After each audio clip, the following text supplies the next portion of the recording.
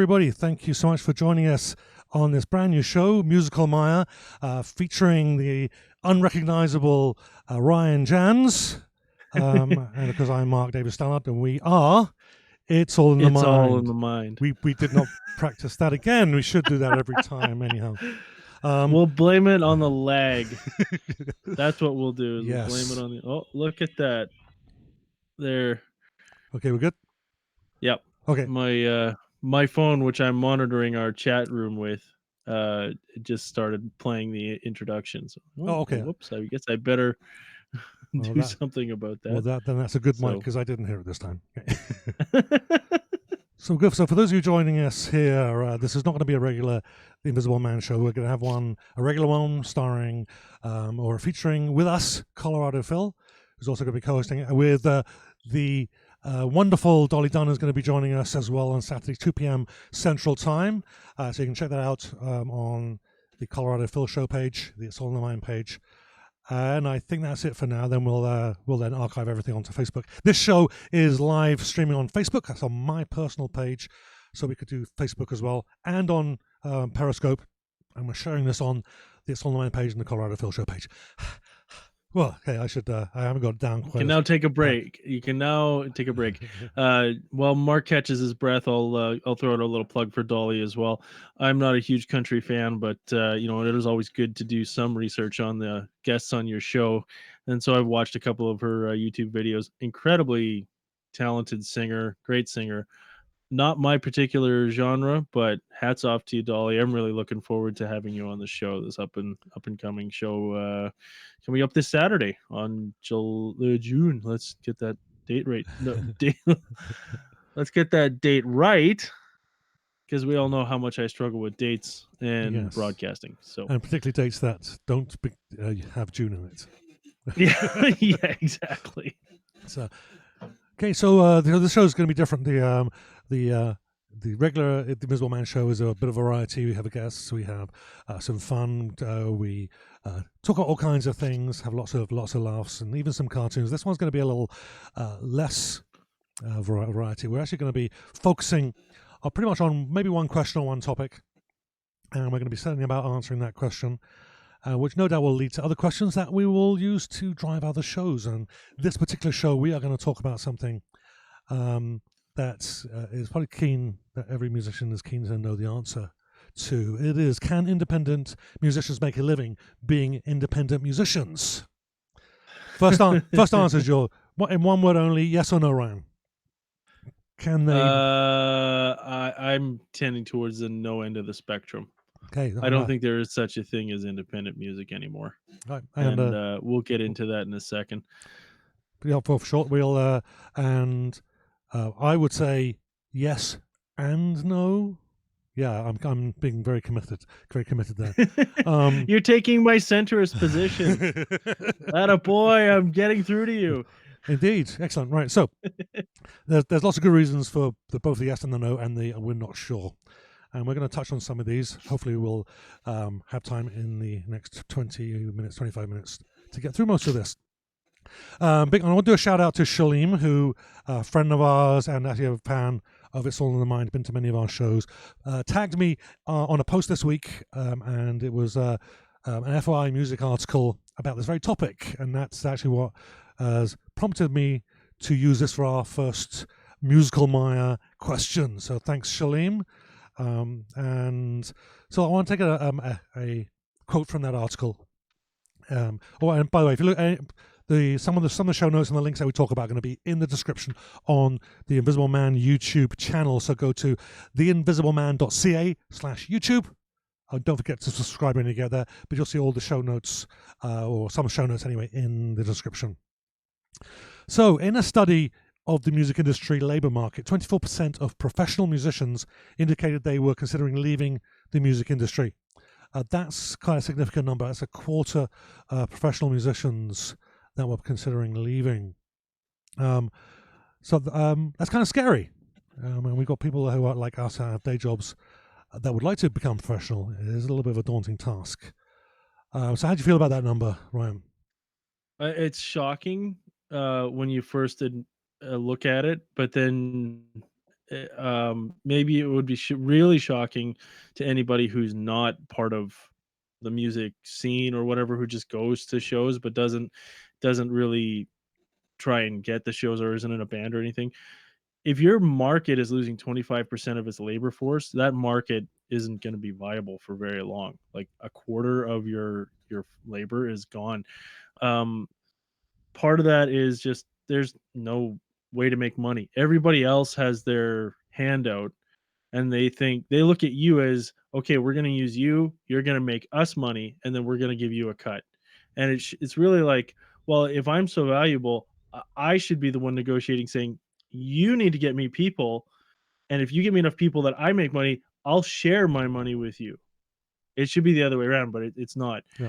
And you get a lot of people who don't realize just how much work it is. It's not just about writing music, which is a challenge unto itself. It's not just about um, finding a gig, which is unto itself. You have to market. You have to. You're a small business. You have to market yourself. You have to promote yourself. You have to get stage time. You have to somehow afford all your equipment, and then you have to, prize the rent out of whoever's using you for the evening. S- and ho- some people, artists aren't necessarily geared to think that way, right? There's some of us who can sort of cross into that, and you can sort of organize that, and then some of us just like, no, we can't. And then you have to ask, well, am I big enough to hire a manager or whatnot? And then what happens? You get a crooked manager and he screws you, right? Yeah. So Yeah. I mean, a lot of that stuff actually, a lot of that kind of stuff. That some of it's really easy, like creating the posters and doing the marketing materials. mhm. Um, Finding someone to post them it can be hard, but keeping that stuff up to date and keeping all the social media stuff is it's a real trial. I think that's a big difference between Colorado Phil and me, is that he's really good with that social media stuff, and I'm really good with the marketing stuff.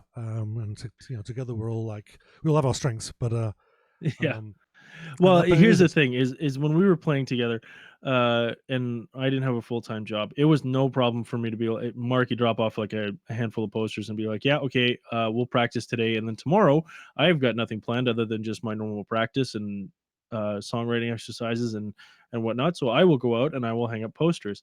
And so for the price of bus fare or coffee one way there and walk, I mean, it's not like I hadn't had to, take a bus ride down to Osborne Village where we would normally play in that area, poster the living snot out of every surface that I possibly could, and then, walk back home, which is considerable, like the 45-minute to an hour and a half walk, depending on if I could, cut through certain areas. And, it's not a problem if I was doing that, but trying to do that now, like with a family and a toddler and working full time, I'd rather just be like, here's $20, go hang up the posters and go get something to eat and say that to yeah. somebody who I trust.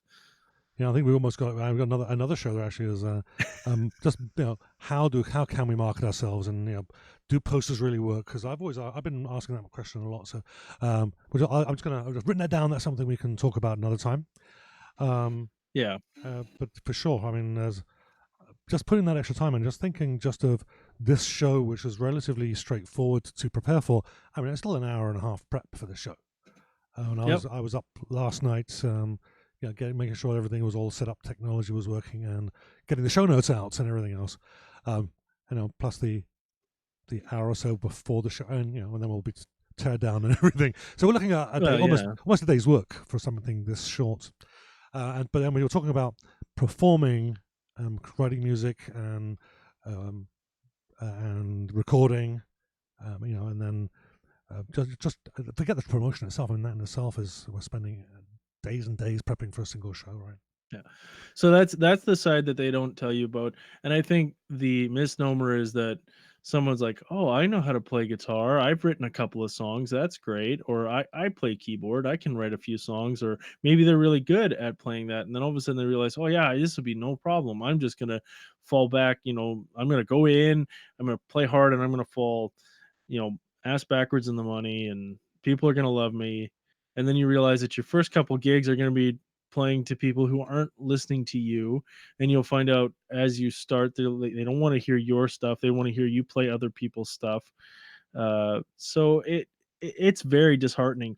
So I wonder if some of those 25% of the people who are leaving the industry are leaving because of like really false expectations, right? Yeah. They're expecting that this is going to be easy. It's going to be like a job where I can just sort of show up and get paid, and then if I'm really good based on my merit, I'm going to succeed, Yeah, and I think that's, right? I mean, and to kind of spin off of that, the first point that we were going to talk about, we kind of got just sidetracked. So this is all good stuff. But CD sales. Now, Mm. in 2000, the year 2000, the year that when in the 1970s when I was growing up, they promised us flying cars by the year 2000. It didn't happen, and I'm still bitter about that. In the year 2000, about 1 billion CDs were sold in the US. Now, comparing that, which is a lot, that's a lot of CDs. I mean, $20 each. That's a lot of money. Mm-hmm. But in 2018, that was 50 million CDs were sold. That's a decrease of 95% of CD sales, which now I'm going to lead on to that, because when we released our CD, and I think I had the my solo CD I did, which is an EP the year before, I had these ideas. Well, if we could, I can easily make $5, and if I'm a brand new CD, maybe I could sell it for 20 and make make 10 off it or something, or even 15. And if I can sell them, if I can just one CD, and if I sell those to say 10,000 people, I can live on that money. And that was the naive joke, wasn't it? Is that have we even sold hundreds? I'm not sure we've even sold hundreds of physical CDs. I think we might be up to 20. There we go. Well, maybe 20 each. I think we sold 20. Well, so wait, given away or we sold sold? about 20 So, at the CD release. Right. yeah, okay. So we actually have sold 20. How many have we given away? Probably another 5. So out of the Okay. 100 that we ordered, 5%, no, what would that be? Not quite a quarter were actually sold, and then Yeah. the remaining part of that quarter that were there were giveaways, Yeah. either And I to still have some close left. friends or family, and yeah. Yeah, I don't think So I gave away too many to, I had a few family and friends, but I think there was a lot of giveaways to venues, and that paid off. There's 2 or 3 that, for certainly of the 4 or 5 that I gave out, we got gigs for most of them, so they paid off, and paying gigs too. yeah.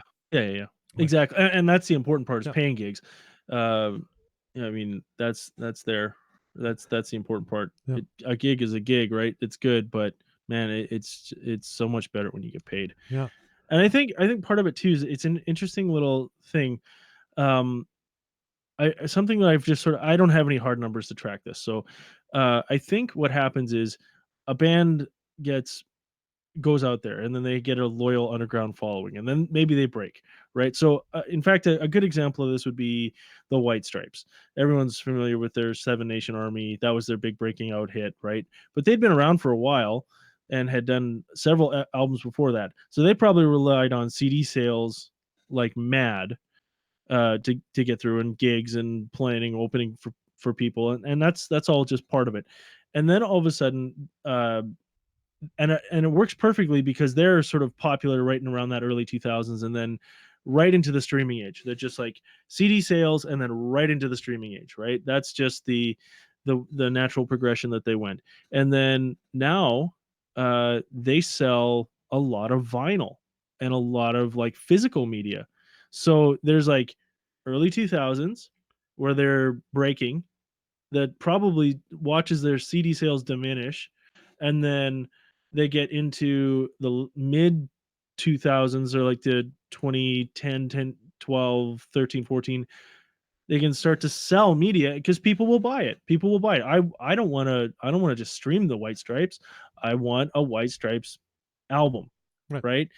And it just seems that you rely on it as a little performer, as a performer, small p, and then you get sort of to that middle size, and it's all about streaming because you can make a living. Well, you can't really make a living streaming, Yeah, but we'll get to some um, statistics on yeah, that in a bit. Yeah.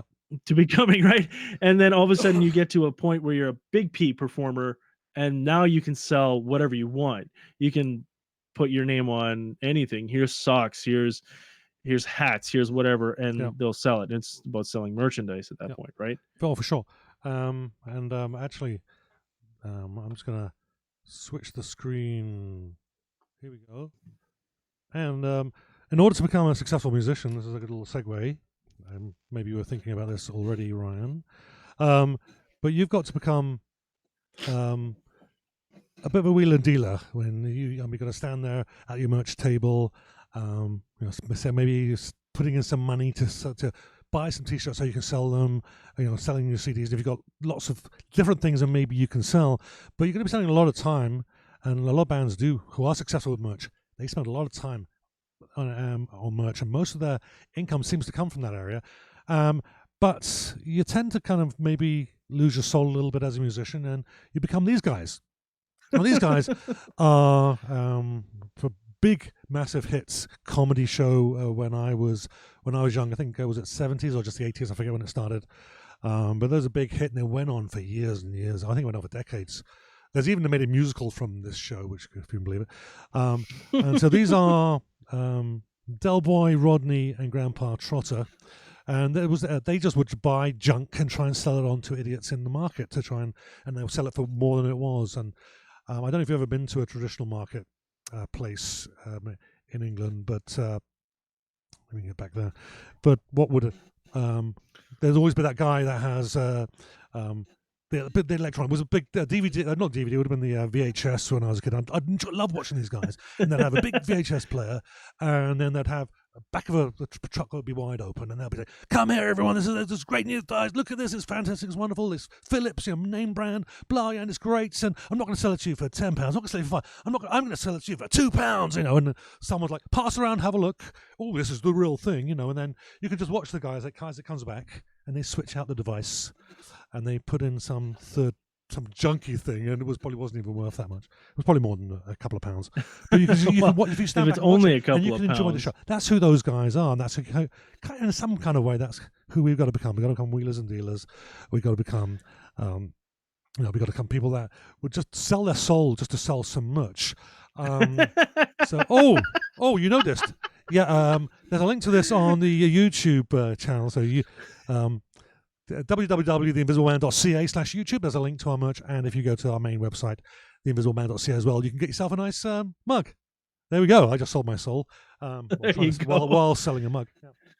Well, it's an interesting sort of formula that happened, because you see that happen in the movie business, right? Merchandising wasn't a big deal, and all of a sudden Star Wars comes out, and nobody thinks it's going to do well. But George Lucas decides nobody wants to market it. No one wants the merchandising because that's not a thing. I'm going to make it a thing, and I'm going to use it to sell my video or my movie. And that's all of a sudden now what it all is, yep. Right? So you have is great because Marvel's experimenting now, and they realize that their fan base is not exactly like kids. So yes, you can sell Captain America toys, but they can also make a movie like Deadpool that's restricted, that's full of gratuitous violence and naughty words, lowbrow. Yeah, exactly, lowbrow humor, and that's fine. That's perfectly fine. But 5 years ago, that would never have passed. Would even cross their minds, because they're like, that's going to kill our toy sale. Well, are you a movie studio or are you a toy manufacturer?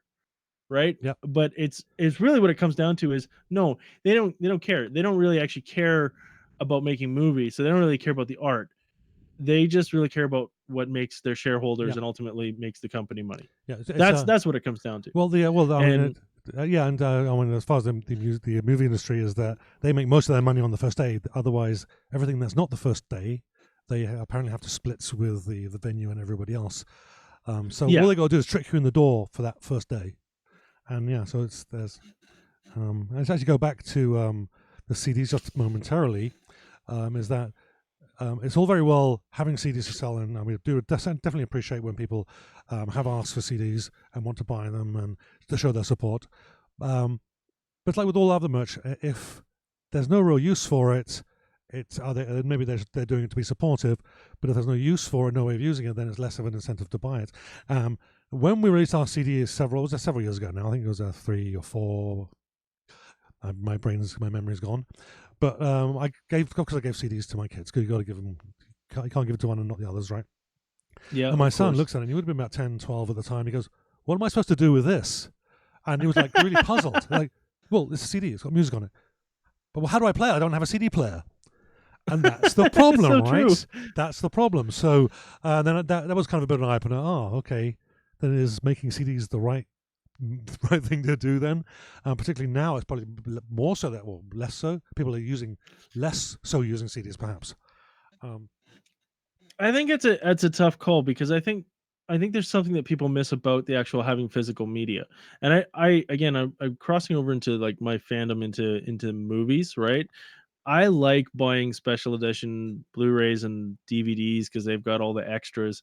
Sure, I can rent the same movie on Netflix or renting it on YouTube for a couple bucks. And yeah, it saves me a bunch of money. And maybe I might do that to see if I like the movie. But if I really like the movie, I don't want to see if I don't want to gamble if Netflix is going to drop it because yeah. not enough people are watching it. And I want to watch. I'm one of those weirdo peoples that like to watch with the commentary, right? I like Mm, watching yeah. movies with commentary. Not the first go around, but I do like watching them. And uh, that's something you can't get if Netflix or another streaming service suddenly is like, yeah, we got special edition stuff, and with a click of a mouse, now you can access the commentary tracks and you can access the extras. Yeah, sure. I then I would see I have no reason to have DVDs or a Blu-ray player anymore, Yeah. right? But Yeah. For sure.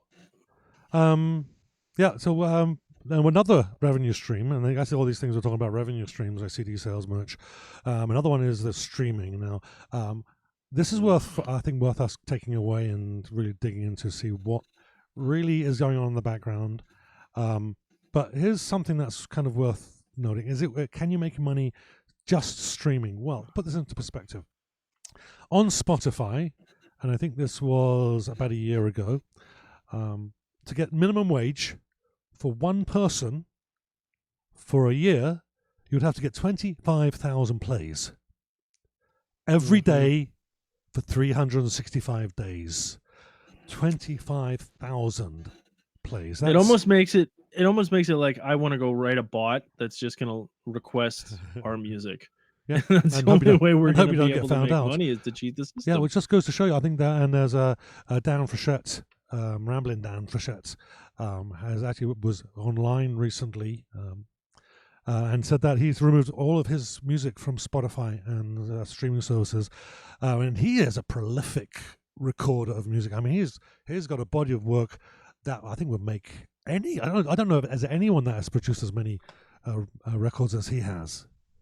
I mean, Yeah, he's just it's phenomenal, close. and it's all original stuff too. I mean, he writes non-stop, but he with all of his big massive catalog, he just pulled it off. It was just a waste of time. You could tell in the post, with the multiple posts actually, that he just had enough, and he was just felt like he was being taken for granted. I'm sure. Well, you absolutely are, and it's this you're cheap. It's totally cheapen the experience of music, right? And you can't. You have to be on Spotify or you have to be on these things is what they're telling us, and that's the joke. You don't have to be on Spotify to be a musician. They're not going to pay you well anyway. So what's the point? Yep. Uh, Even if you're just trying to launch yourself, if nobody knows who you are, no one's going to look for you, Right. right? So it's just another little money making scam for somebody else who's 5 or 6 or 8 Yeah. rungs up the ladder, and Yeah. they've just got another person who's got their hand out and says, "Oh, yeah, okay, no problem. You get people to come to my server, and then I will and listen to you. If they listen to your music, I will reward you with pennies, but I don't really care about your music or your art because I'm really just more important about gathering the information off the subscribers and selling it to the next highest advertiser." Right. That's all he cares about, Yeah. right? Yeah. I He mean, doesn't care about me. He doesn't care about no. my band. He doesn't care No. about music or the people who's even listening to it. He just wants your data to sell to somebody else. Yeah. It's a it's a total scam. Yeah. It's For a scam sure. for everyone involved, not just artists, but also people who are watching it. Yeah.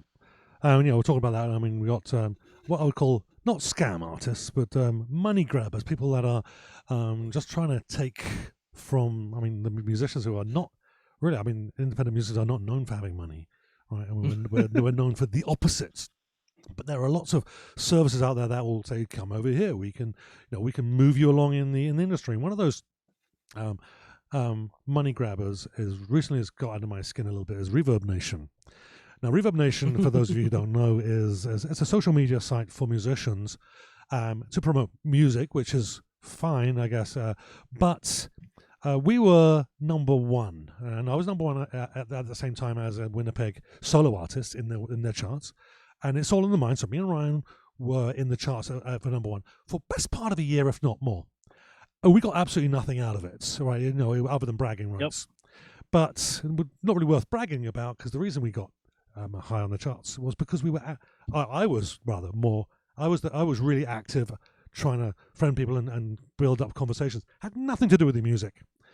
But it's fine. Go check it out. You can definitely find some good musicians in there, local musicians as well. Definitely worth, as a non-musician, to go check it out. But why they're getting under my skin is I haven't been on there in months and months and months. I just updated, I think, in January. But we get almost constant emails now, one every few days.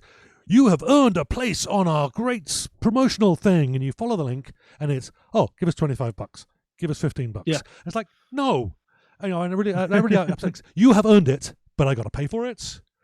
Yeah, exactly. So I think that we're going to be doing a whole string. We're going to do a whole show based on these kinds of things, money grabbing and actual scams. Reverb Nation is not a scam. I'll put that right out there. It's not a scam. It's all upfront and legitimate.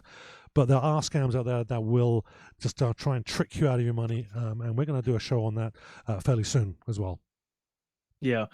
So anything Reverb Nation, you have to watch. I know this is going to sound really odd because nobody likes to read end user agreements. If you post on things like SoundCloud or CD Baby, read that end user, find out who actually is going to own the copyright on that. I think we all know what happens when giant corporations think that you're using their intellectual property when you're not. They shut down your stream because they want to stomp on independent thought.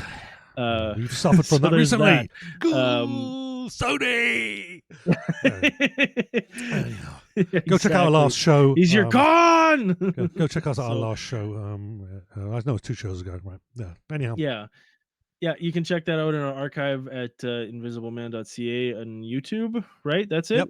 Yeah, there's links actually on the invisibleman.ca site. There are links there. So yes. Okay. Invisibleman.ca. Check out those links. We do have shows. It's the show where we debuted. Oh, now my mind is Carl Burnell. Yes, that's right. Carl Burnell. Raven Song. And Sony shut us down, so you'll see it halfway through, or probably 3/4 of the way through, we get shut down because Sony thought they owned the copyright to that, or said, "Hey, we own the copyright to that. You can't promote that." So go check that show out for sure. And I definitely think we should revisit the whole copyright thing as well on this show. What is the copyright? And we'll go away and do a little bit of research on that one and come back for that. And I think we've been going for about half an hour, so I think we'll just kind of wind it down a bit. But I did want to kind of say just something about playing live. Now, what we want to do is, as musicians, we want to write our own material, get other people to listen to our material so they can enjoy it too. And so often we get asked to play for free. And, just because it will benefit us somehow. And so I think we could probably end on this, and we can maybe pick this topic up about how can you make money at a live show and venues and whatever. So we'll address that later. But this particular thing came up while I was prepping for the show, just about to send the show notes out, and I think right before I did some promo on Facebook, someone posted this, and I thought it was just absolute classic. Is this? Yes. Oh, that was absolutely an artist? Classic. Probably a musician. How can you tell? Died of exposure. So there I go. And I think on that kind of says it all. We don't want to pay you, but you can play for exposure. And that means pay for free. Well, what it usually means is my bar's not doing very well, so we want you to bring in people. Yep. So if you bring in people to my bar, you'll get famous because you bring in people to my bar. Well, if your bar sucks, that's Yep. your problem. Indeed. You have to pay me. I don't work for your bar. I'm not a marketing agent. The only person I'm marketing is me or my band. If Yep. your bar sucks and you can't get people through the door, that's your problem. Yep. That tells me right there, I don't want to play because I'm not going to get paid. Indeed. And I think that's probably a good place to start because that is another topic. We can probably go for another half an hour just on venues and how to go about actually getting some paying gigs. But again, we'll leave that to it. But half an hour is probably good for this show, and we'll try and keep these shows to about half an hour. And then we'll just have more material. I've made lots of notes, so we've got lots of things we can expand on for later shows. If you have any last things you want to say, Ryan, before we close off? Yes. All you aspiring musicians and pros out there, keep your wits about you. There's a bunch of sharks on the prowl, but we can band together and we can do it. Oh, here's all our contact I think we should do information that before we go. up on the screen. Yeah, so theinvisibleman.ca. We're on Facebook. So Ryan and I band page it's all in the mind. Then don't forget the Colorado Phil show page. Phil is a partner of ours, he's a kind of a big member of the team, an important member, and go check him out on the Colorado Phil show on Facebook. He is live 5 days a week on HG Broadcasting. Go check out his links are on. I don't know why blank. I've said that so many times. Check out his Facebook page, and of course you can check out archives on theinvisibleman.ca/YouTube, or just go to the .ca, and there are links on there as well. And you can contact me and Phil on Twitter. We're both active on Twitter as well. So there we go. Let's go back again. There we are. So thank you very much, everyone, for joining us. And on that, I think we'll just... Seems like there was actually only one other person who joined us, and that was my wife. Thanks for watching, sweetie. And we have... Actually, no, we did have... we got someone on Periscope as well. Name Mark Konate, I think. I said that wrong. If I said that wrong, I apologize. But thanks so much for joining us. And we will be back. I'm not sure. We'll figure out the schedule. Maybe next week or the week after. Definitely going to be doing it on a Wednesday. And yeah, it'll be about the same time again. So we'll catch you then. We'll be publishing on all of our social media. So, thanks a lot for joining us. And we'll see you soon. See you. Holy invisible man.